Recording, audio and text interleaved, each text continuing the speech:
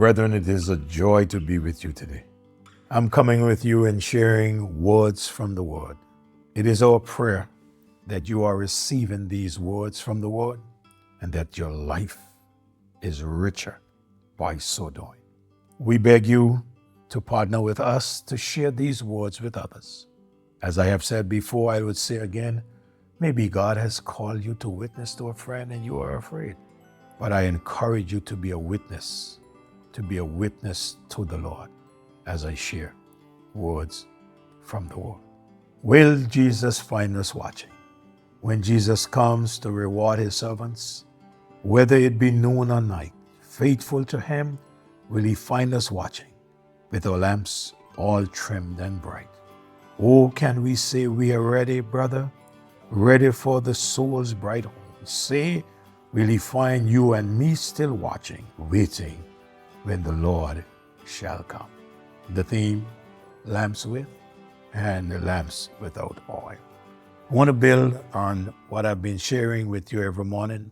We looked at the wise servants, and now I'd like for us to look at the unwise servants, the foolish servants. The Bible said something about them that I want to share with you. When the bridegroom came, what happened to the virgins without oil in their lamps? That's a question that I want to answer for you from the scripture. When the bridegroom came, according to Matthew 25, what happened to the virgins without oil in their lamps? What will the coming of Christ mean for the professing person? The person who just going along professing Christ, but they have not really possessed Christ. What will happen to those who are in the assembly, but not born again? The virgins without oil in their lamps.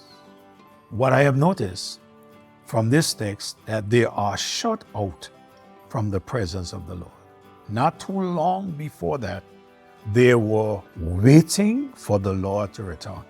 And now the Lord has returned, but they were not ready for the return of the Lord. And now they are shut out from the presence of the Lord. In verse 10 of Matthew 25, and while they went to buy, remember, the shout, the bridegroom cometh, go ye out to meet him. They got up, they tried to light their lamps to go to meet the bridegroom. 5 of them were successful in lighting their lamps. 5 of them were not successful. And those that were not successful, the Bible said, and while they went to buy, what they went to buy? They went to buy oil for their lamps. Now, what's wrong in going to buy oil for your lamps? What is bad here is the timing. The time that they are now going to buy oil for their lamps. They are now seeking oil when the bridegroom has already returned. The bridegroom came, and they that were ready, I love this, they that were ready went in with him to the marriage. And then the next part of the verse says, and the door was shut. In Matthew's Gospel 24 and verse 37 to 39, the Bible said, but as the days of Noah were, so shall also the coming of the Son of Man be. For as in the days that were before the flood, they were eating and drinking and marrying and giving in marriage, till the day that Noah entered the ark, and knew not until the flood came and took them all away, so shall also the coming of the Son of Man be. When Jesus Christ comes, there will be a time of separation. They were separated from the wise virgins. Remember, not too long, they were all seated together. The 5 wise went in, and the 5 foolish were shut out. When Jesus comes, there will be a separating of loved ones and of friends. There will be a separation of husband and wife.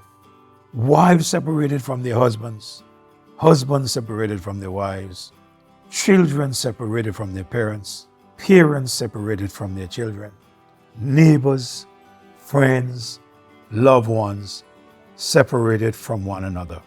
What a day of separation this will be. In Matthew 24, verse 40 to verse number 44, here's what the scripture says. Then shall two be in a field, one shall be taken, the other left. Two women shall be grinding at a mill, one shall be taken, the other left. Watch therefore, for ye know not what hour your Lord doth come. But know this, that if the good man of the house had known in what watch the thief would come, he would have watched, and would not have suffered his house to be broken up. Therefore be ye also ready. For in such an hour that you think not, the Son of Man cometh. The servants, the virgins, the believers, with oil in their lamps, will be separated, but to be with the Lord. Could you imagine your loved ones all gone to be with the Lord, and you are separated from them? Separated from born-again believers. Only the unsaved are now left. Virgins with lamps, but no oil. They are professing Christianity. They are in church, but not born again. Wheat and tears growing together, but separation day will tell it all. Notice, in Hebrews chapter 3, verse 7 and 8, he says, wherefore, as the Holy Ghost said, today, if you hear his voice, harden not your heart, as in the provocation in the days of temptation in the wilderness. While it is said today, if you will hear his voice, harden not your heart as in the provocation. Verse 15. Isaiah chapter 1 and verse number 18, he says, come now, and let us reason together. Oh, every time I see this portion of scripture, I think of the Almighty God calling sinful man to come to him. He said, come now, and let us reason together, saith the Lord. Though your sins be as scarlet, they shall be as white as snow, and though they be red like crimson, they shall be as wool. You and I are invited to come. The virgins with the lamps without oil cried out to the Lord, but it was too late. Notice verse 11. And afterwards came also the other virgins, saying, Lord, open to us. Those are the ones who said they were ready and were waiting for the Lord to come. They were so unconcerned about making sure of their calling and election that they went to sleep.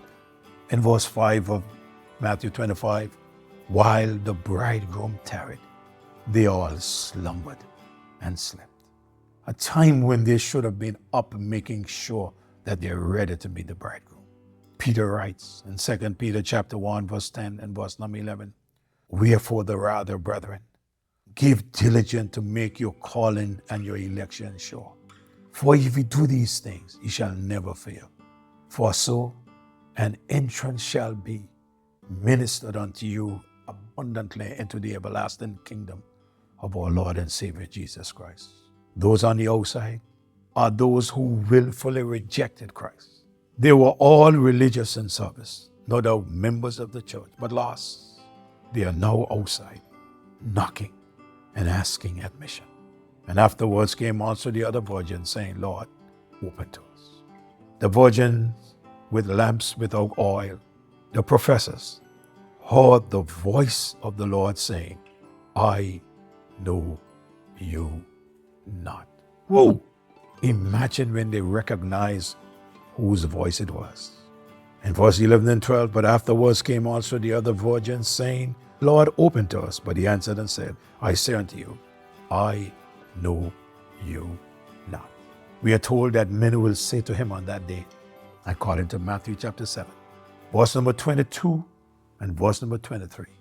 Many will say to me in that day, Lord, have we not prophesied in thy name? And in thy name cast out demons? And in thy name done many wonderful works? Lord, you forget.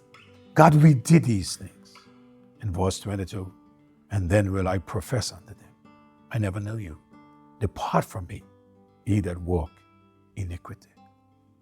He did not say you did not prophesy. He did not say you did not cast out demons. He did not say you did not do many wonderful works, but what he did say is, we never had a relationship. Depart from me. I never knew you. In closing, Paul advised every man to examine himself. In 2 Corinthians chapter number 13, verse 5, he said, examine yourselves.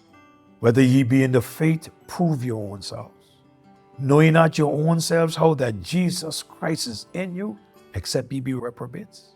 It is time for each and every one of us to examine ourselves. It's time for me to examine me, to see what? If I am in the faith or not. Today, examine yourself. And if you find that you are not in the faith, if you find that you are not a child of God, the other things are not worth it.